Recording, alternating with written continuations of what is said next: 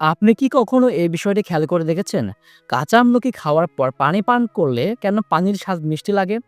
মূলত এর কারণ হচ্ছে কাঁচা আমলকিতে থাকা ট্যানিন এবং গ্যালিক অ্যাসিড। প্রথমে কাঁচা আমলকি খেলে এর স্বাদ কিছুটা টক, তেতো অথবা কোষ্ঠের স্বাদযুক্ত হয়। এর কারণ হচ্ছে এতে থাকা ট্যানিন উপাদান। এই ট্যানিন আমাদের জীবের স্বাদ গ্রন্থিগুলোকে বা টেস্ট বাডসকে অস্থায়ীভাবে ব্লক করে দেয়। ফলে স্বাদ গ্রহণের কোষগুলো সাময়িকভাবে সংবেদনশীলতা হারায়। আর এমন অবস্থায় যদি আপনি পানি পান করেন তাহলে আমাদের জিভের উপরে থাকা ট্যানিন এবং গ্যালিক অ্যাসিডের আস্তরণ ধুয়ে যায় বা কিছুটা পাতলা হয়ে যায়।